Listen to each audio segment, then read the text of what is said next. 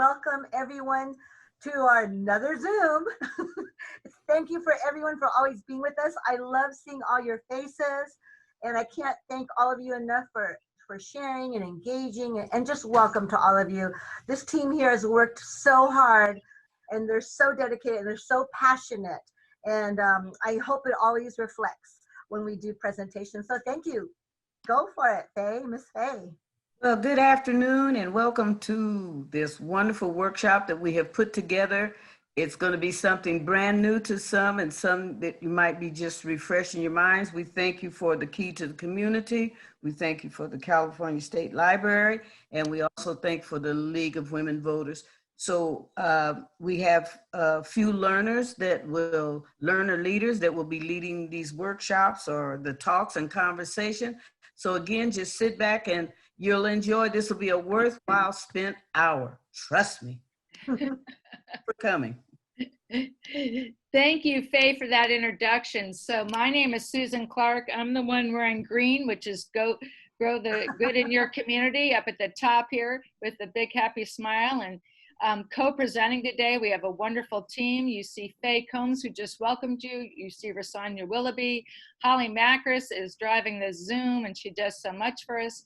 And Sabrina Rosengren from Placentia Library, and Taru Shaw, one of our newest Key to Community members, and William Cooley from Common Knowledge, my colleague who deserves big props for so much work on the Easy Voter Guide with the whole team. So these are the folks that'll be working with you today.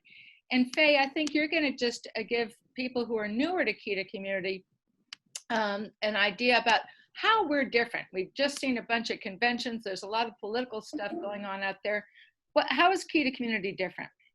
We are we are a community of people that have partnership with several people, and we are, I'm gonna get this word right, we are non-partisan. Am I saying it right?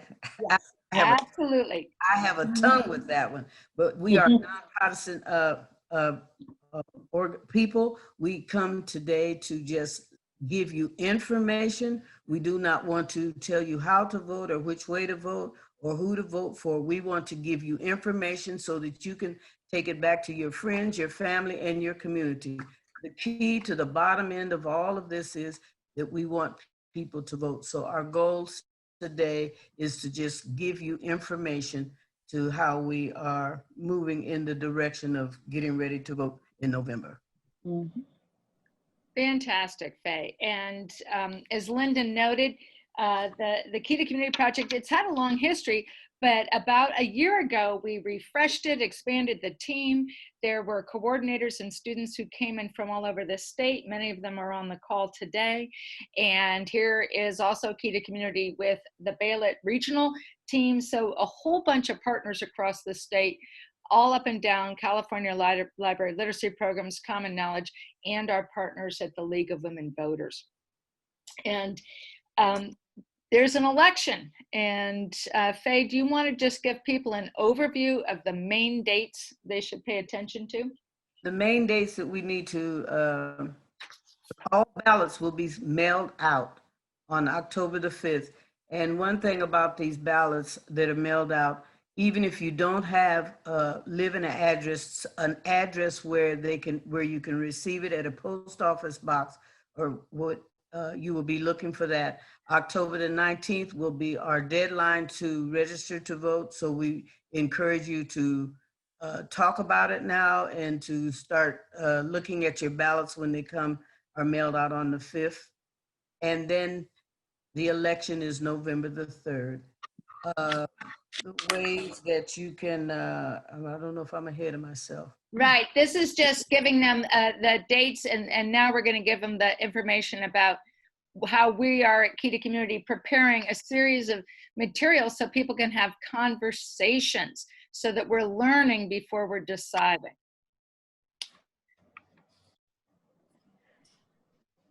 And we've got our conversations into 5 parts. And if you're doing conversations up and down the state, when we were able to do this for the March primary, we were able to do in-person workshops, but now, because of the pandemic, we're doing more online. So we'll be giving information through this workshop and another workshop on September 14th about, as Faye just said, why vote, sign up to vote, ways to vote. And then the second workshop will be what is on your ballot and make your choices and vote. And so Faye, just remind people what we're going to cover today. Today we're going to cover why we vote, sign up to vote, and ways to vote. And we will have why we vote. Let's see, Rasanya? Why we vote is Rasanya will be, I want to introduce you to Rasanya, and she will be giving you the why. I'm just going to introduce Elaine, who's with the Oakland League of Women Voters, who's going to be our expert resource. So in today's workshop, we're going to cover basics and we're going to be going into deeper detail with other material, but we have an expert on hand. Elaine has actually been the county registrar staff in Alameda. She was a county registrar in Marin, and now she helps in Oakland. So thank you, Elaine, for being here. It's great to have help. Many library literacy programs partner with the League. I'm delighted because the way that Faye, Rasanya, and the Kita community team have designed this workshop is it is also for people who have never voted before or just vote occasionally. And this is a super important election. And so it's great to have a mix of folks here. So back to, we were going to now get, we have Sabrina and Taru who are going to have a brief conversation about their experience with voting and where Taru is on this. So I'm going to pin Taru, Sabrina, if you don't mind, and you can ask her the questions. Okay, well, hello, I'm Sabrina Rosengren. I am the Adult Literacy Coordinator at Placentia Library. So Taru, would you like to just introduce yourself to the group and share how long you've been in the literacy program? Yeah, my name is Tarusha, and I'm adult English learner. And a couple years ago, I joined the Literacy Wonderful program, like 5-6 years. And I love that program, and I'm too much learned from that program. So I'm very happy, and I'm very happy I joined this program. Thank you. So Taru, what is your experience with voting? You talking about India or because? Yeah, what's your past experience with voting? Yeah. I voted a long time ago in India, but unfortunately I cannot remember any detail for that. And last year, Placentia Library has voting polling place. So I went there, but I'm too much confusing. And somebody helped me, and I did that one. Yeah, but very hard for me, very confusing. So Taru, what do you hope to learn from this voting experience this time? I want to learn, like this coming voting, I can do myself, not anybody's help. So I want that to do myself. Thank you, Taru. Thank you, Sabrina. Thank you. Thank you so much, Taru. Beautiful. Thank you, Taru. And that is reminds me so much of the video that we just posted today of Faye and her first time voting. And we urge you to click the link if you got it, and we will share it. Sabrina, you can put the link to that video into the chat for people. Yes. So the Kita Community Project has been having some wonderful trips, and one of them was when we did the big training in Sacramento last year, where we all came together from around the state. We went to the California History Museum and we saw the Votes for Women exhibit, and many of you know that this week we've been celebrating the 100th anniversary of women getting the right to vote across the United States. And Rasanya is going to give us a little bit of background about voting rights and who has become eligible to vote over time. Rasanya. Yes, hello. I'm Rasanya from Second Start, the Adult Literacy Program. I'm a learner and I'm also on staff. We are celebrating 100 years of women's rights to vote. As I go through this, just think about it. You know, there are laws that were passed, and that, you know, that's good. But, you know, after the laws are passed, what happens then? So as we move forward, I would like for you to think about that too. 1920, women granted the right to vote. 1964, poll taxes were outlawed. Wow, there was a poll tax for those who didn't have money. 1965, Voting Right Act outlawed literacy tests. Now, isn't that something, as we are coming from the literacy program, how important reading and writing is more than just learning how to read. It's actually learning how to live within the system. 1971, voting age lower to 18. Now, this is also something, because way back then were kids that was working at 15, 16, and they didn't either have the right to, you know, say what the government is going to do. But anyway, so these are things that we would like for you to think about in the process. We are giving you little bits and tips on hoping that this will stimulate your mind to learn more. And then who votes? Who votes and who doesn't vote? As you can see, this is a pie chart, eligible California voters. November the 16th, this is taken from the census. When you think about the census, it takes who is living in the United States. Who is living in the United States? The green part is 59% voted who was eligible. 41% did not vote.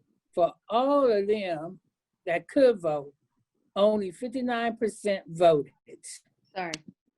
And on the other side, we have the age groups. U.S. voter participation by age group. 18 through 29, 40% of that group voted. 30 to 44, that 59% of that group voted. We're talking about age groups. 45 to 64, that is my age group, 67%. 65 and up, 71%. Seem like they vote the most. And this was done in 2016. So, as we move forward, I want you to think about that when you think about your programs and your community. How are you fitting into this diagram? And who actually do you want to target? So we're getting ready to have a discussion about what are some of the reasons people choose to vote or choose not to vote. What are some of the reasons? We will be coming to a breakout group. And as you in this breakout group, I want you to think about this question. Maybe you want to write it down.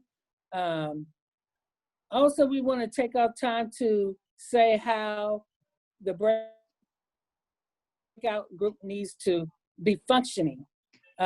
We will hope that everybody take time to let each other have a conversation around this question. Take 1 minute each to share, and then let someone else have they say. We will have a bell or something, ding ding or something, to remind you your minute is up. So the question is, again, what are some of the reasons people choose to vote or choose not to vote? So it could be a personal thing, or it could be what you think.